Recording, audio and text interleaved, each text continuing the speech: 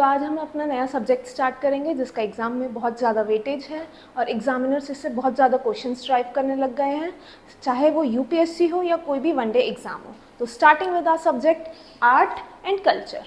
तो आज सिर्फ हम बेसिक टर्म्स के बारे में पढ़ेंगे कि आर्ट क्या होता है, कल्चर क्या होता है और इससे रिलेटेड और भी बहुत से basic terms. So starting with art.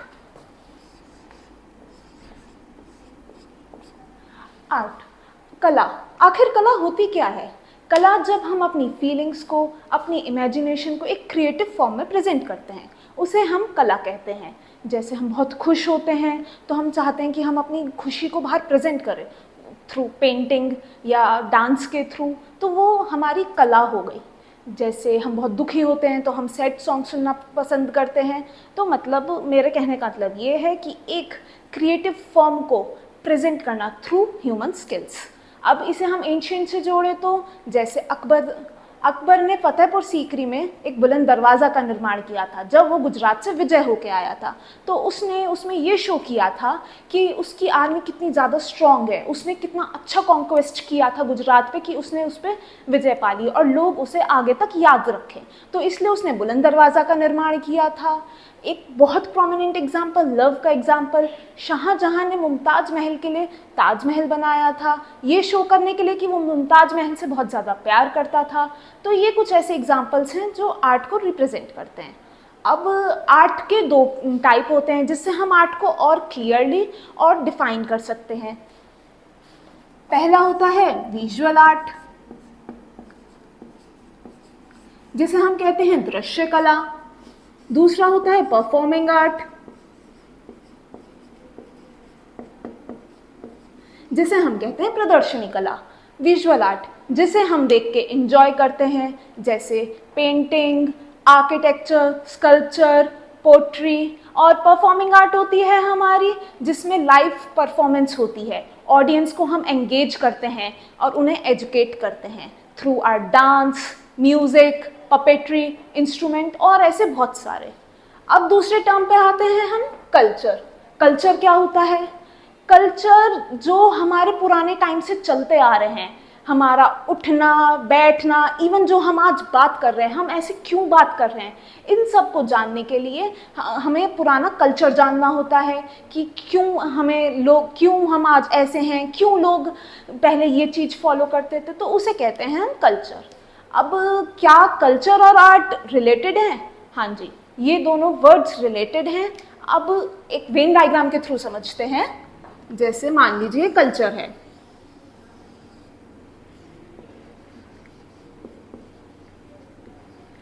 कोई बाहर से इंडिया घूमने आया, तो अब उसे कैसे पता चलेगा कि हाँ ये लोग क्यों ऐसे बिहेव कर रहे हैं, क्यों इनका ये पहनना ओढ़ना है, क्यों ये इस टाइप का खाना खा रहे हैं। तो इसके लिए उसे इंडिया के बारे में और जानना पड़ेगा, उसे ये जानना पड़ेगा कि आजकल के लोग क्यों ये ट्रेंड फॉलो कर रहे हैं या क्या वो सोचते हैं। तो उसके लिए उसे आर्ट समझनी पड़ेगी, क्योंकि आर्ट में ही फीलिंग्स छुपी हुई हैं लोगों की। अब आर्ट का जैसे मैंने अभी बताया विजुअल और परफॉर्मिंग आर्ट होती है।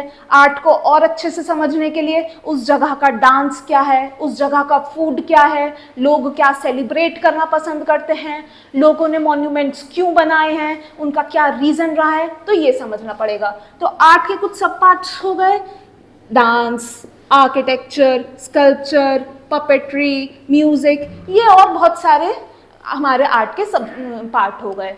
तो इससे हमें पता चलता है कि ये कल्चर हमारा आर्ट से इंटर रिलेटेड है। अगर हमें अपना कल्चर समझना है तो हमें आर्ट समझनी होगी। अब दूसरे टर्म पे आते हैं हम, आर्किटेक्चर।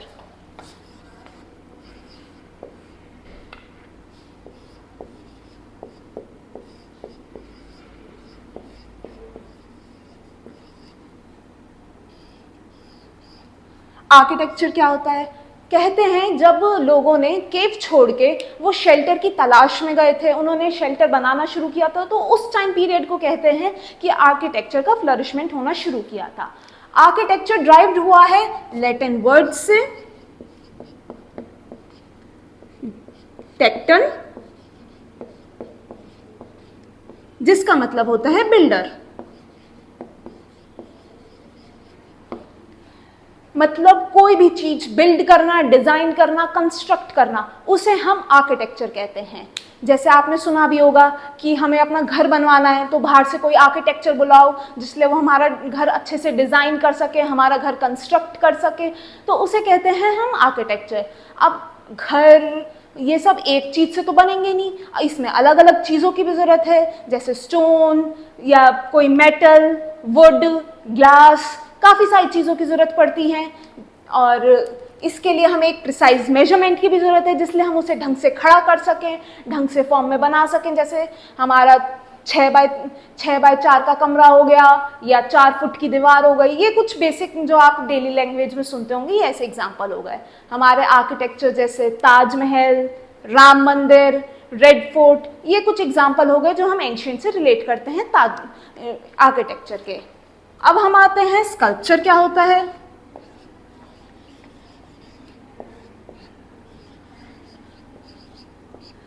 स्कल्पचर एक स्मॉल फिगर्स होती हैं जो 3 डायमेंशनल होती हैं, जिसे हम चाहे तो आगे से, पीछे से या किसी भी डायरेक्शन में देख सकते हैं, जो ड्राइव हुआ है इंडो यूरोपियन वर्ड,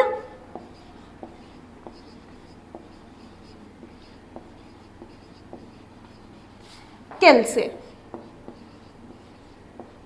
जिसका मतलब होता है टू बेंड। मतलब किसी भी मेटल को अपने हिसाब से इस तरीके से ढालना कि हम अपनी मन चाहे फिगर पा सकें। जैसे आपने देखा होगा आपके घर में लॉर्ड शिव की मूर्ति होगी, लॉर्ड गणेश जी की मूर्ति होगी, जो कोई बैठी हुई उसमें है फॉर्म में, कोई स्टैंडिंग फॉर्म में, अलग अलग उसमें है। एक ऐसा मटेरियल जो सिर्फ एक ऐसी आइडल या ऐसा कोई भी स्कल्पचर जो सिर्फ एक ही टाइप के मटेरियल से बनता है और उसमें अलग अलग टाइप के मटेरियल्स का यूज नहीं होता, और ना हमें इसे बनाने के लिए किसी प्रिसाइज मेजरमेंट की जरूरत है। इसे तो हम सिर्फ शेप करते हैं और उसे हम कार्व कर देते हैं कि हमें चाहे तो हम कोई भी मूर्ति बना सकते हैं। पहले उसे मेटल को लेंगे, उसे शेप बनाएंगे जिस शेप में भी हम चाहते हैं, और फिर उसे हम कार्व करते हैं अपनी मन चाहे फिगर, आइडल्स कोई भी बनाने के लिए। जैसे हमारा एंशिएंट से एग्जाम्पल है तो नटराज की मूर्ति, डांसिंग गर्ल, और भी बहुत सारे हैं। अब हम जानते हैं पोट्री क्या होती है।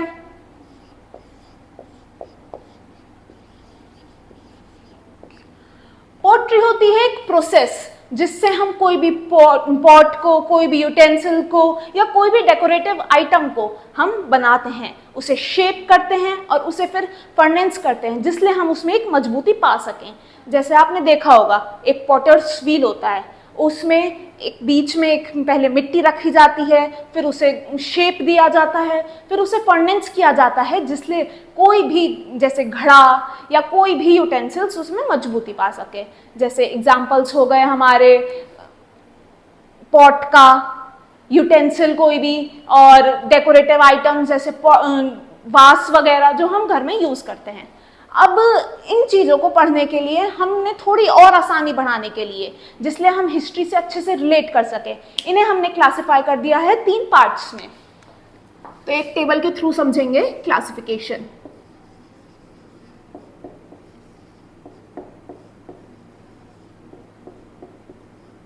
Classification, ancient art and architecture, medieval,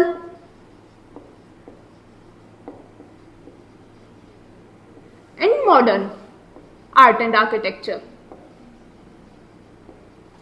ancient हम स्टार्ट करते हैं हड़प्पन सिविलाइजेशन से,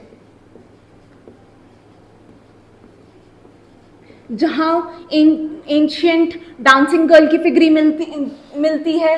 दूसरा मॉडर्न, जहां स्तूपास, पिलर्स का कंस्ट्रक्शन स्टार्ट होने लग गया था। पोस्ट मॉडर्न, जहां हमने और चेंजमेंट्स देखी। गुप्ताज,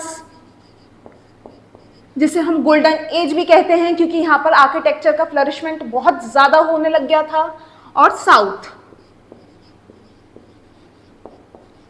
साउथ की आर्ट एंड आर्किटेक्चर हमारे नॉर्थ साइड से कंप्लीटली डिफरेंट है। आपने मूवीज में भी देखा होगा, क्योंकि ये यूज करते हैं ड्रेविडियन स्टाइल को। मेडिवल टाइम पीरियड, ये एक अलग टाइम पीरियड आ जाता है जहां मुगल्स का शासन स्टार्ट हो गया था, दिल्ली सल्तनत।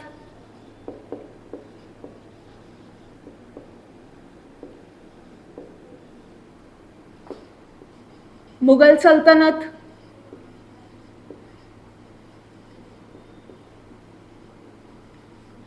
जहां पर मकबरे और गुम्बद स्ट्रक्चर का, मस्जिद वगैरह में देखा होगा, ऊपर एक गुम्बद स्ट्रक्चर क्रिएट होता है। और मॉडर्न, जो इन सब का मिला जुला है, इंडो गोथिक,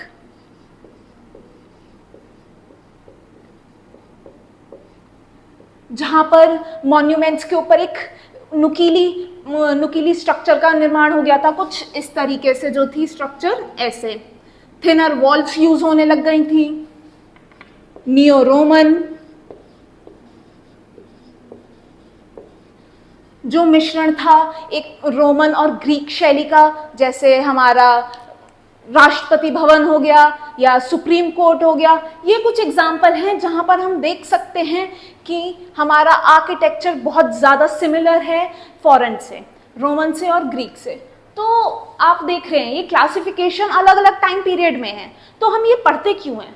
जिससे हम जान सके कि क्या स्टोरी रही है एवोल्यूशन की, from Indus valley civilisation to British राज।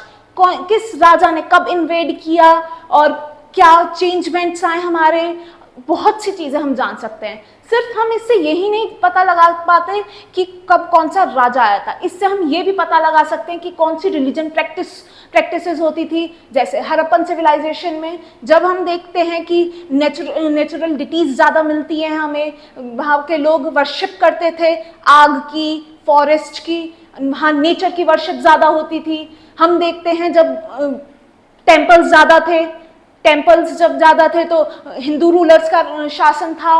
हम जब देखते हैं कि मुगल शासन के टाइम पे मस्जिद ज़्यादा निर्माण हुई थी तो मुगल रूलर था इंडिया में।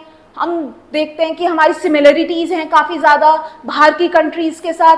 तो बाहर से कोई ग्रुप आया था लोगों का, ब्रिटिश राज स्टार्ट हो गया था जिन्होंने चेंजेस स्टार्ट किए हमारे इंडिया में। तो ये एक स्टोरी है, हम इसे एक स्टोरी की तरह लेते हैं जो एवोल्यूशन क्या क्या चेंजेस हुए हैं वो बताती हैं। इससे रिलीजन, राजा के बारे में और इकोनॉमिक कंडीशन तक पता चलती है वहाँ के लोगों की। जब भव्य मंदिरों का, मस्जिद का निर्माण हुआ तो पता चलता है कि वहाँ के लोगों की बहुत इकोनॉमिक कंडीशन अच्छी थी। तो बहुत सी ऐसी चीज़ें हैं जो हम इसके थ्रू समझ पाते हैं।